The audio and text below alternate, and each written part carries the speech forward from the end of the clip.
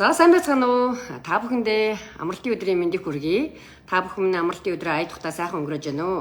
За намайг Бямба гэдэг. Би та бүхэнтэйгээ Америкийн нэгдсэн улсын Чикаго хотоос мэдчилж байна. Би энд нөхөр 2 хүүгийнхаа хамт амьдардаг.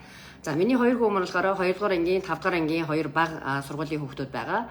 Тэгээ энэхүү лайваараа би та бүхэндээ өнгөрсөн 4 өдөр би нөгөө хүүхдүүдийнхаа сургууль дээр очиж parents night буюу эцэгчүүдийн өдөр болдог. Тэгээ тэн дээр болсон зүйлийг та бүхэндээ хуваалцъя гэж бодсон юм аа.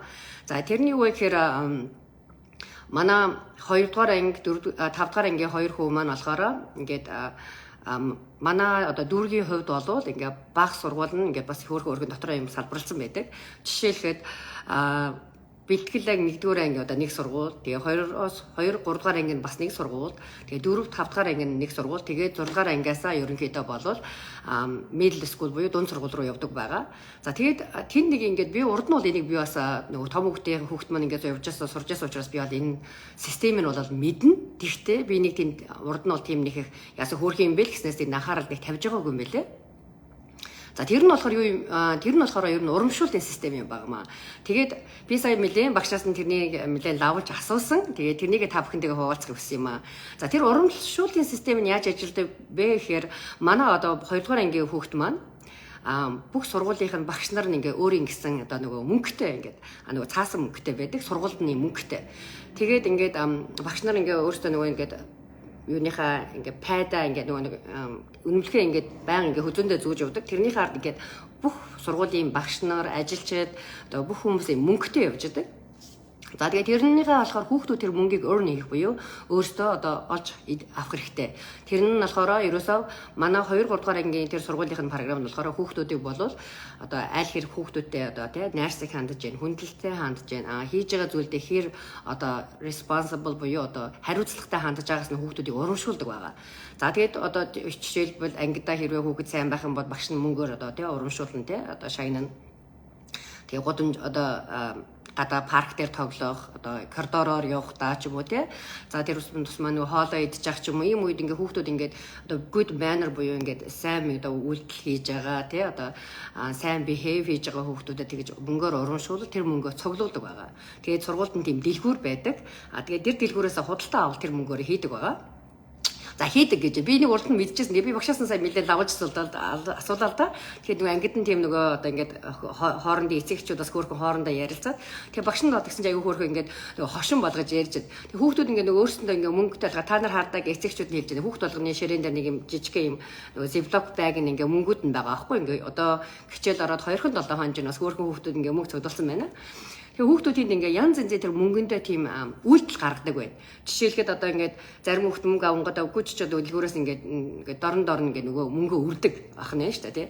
Зарим нь болохоор ингээд арай жоохон том одоо за би тэрнийг авна гэж арай жоохон үнэтэй юм авна гэж мөнгөө цуглуулдаг байх нь. За зарим хүүхдүүд нь тэр ерөөсөө ямар мөнгө байгаа тэрэнд ерөөсөө not pay attention болдог ч гэдэг ч юм уу. Тэр болгоноос хүүхдүүд ингээ янз янзын тэр үйлдэл тэр мөнгөнд гаргадаг юм байна гэдэг багш нэгээ тэрнийг хэлсэн. Тэгээ тэр нь аюу хөвгөлтэй.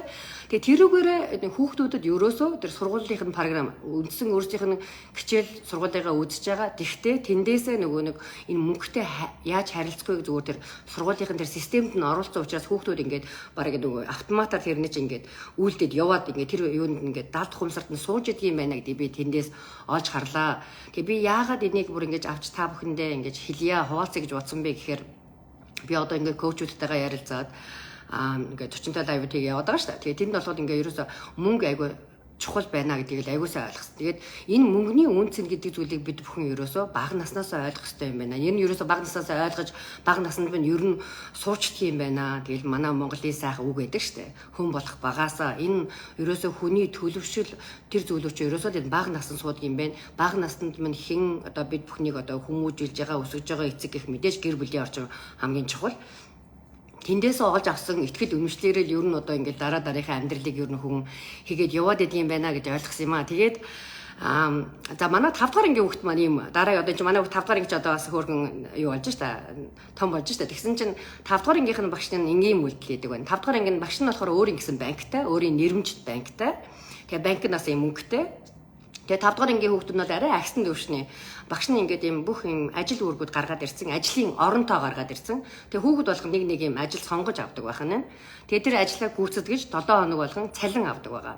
Одоо бол тэр хүүхдүүд бол бүр ажил хий цалин авч шít.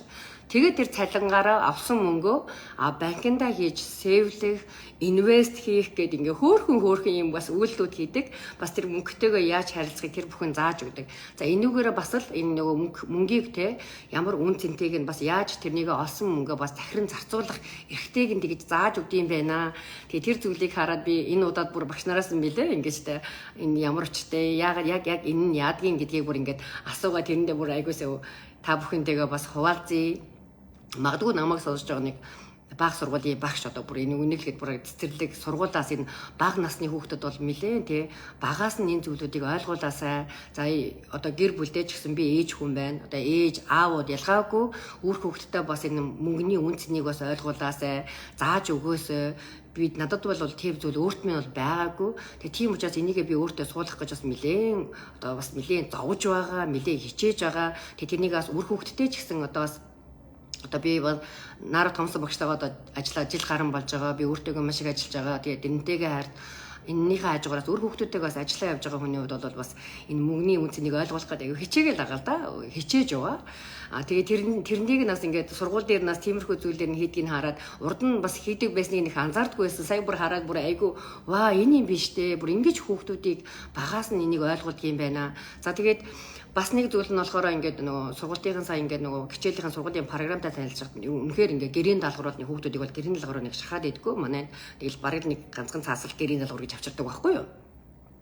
Тэгээд тэн дээр харж байхад ерөөсөө хүүхдүүдийг болвол гэрийн даалгавар гэж нөгөө юугаар ингэж яхаасаа илүү ер нь бол хүүхдүүдийн critical буюу одоо нөгөө нэг сэтгэн бодох чадварыг нэг нэмэгдүүлэх, багаар ажиллах чадварыг нэмэгдүүлэх, тэгээ хоорондоо хэр одоо тий ингэж зүйлүүдийг хийж, тэгээ хүүхдүүдийн бас сонирхол, хүүхдүүдийг ерөөсөө нийтэн дундаа гэхгүй яг нэг хүүхэд гэдэг юугаарэ хүүхэд болгоны одоо тэр сонирхол юунд нь тааруулж хичээлийн програмууднаас ингээд анги дотроо бас явагдаад байгааг нь болоод ингээд ажигласан тэр их гоё зүйлээсэн. Тэгээд та бүхэндээ бас ингээд өөрийнхөө бас харж байгаа зүйлүүдийг би ингээд дахиад ингээ хуваалцаад авахыг бол хичээнэ.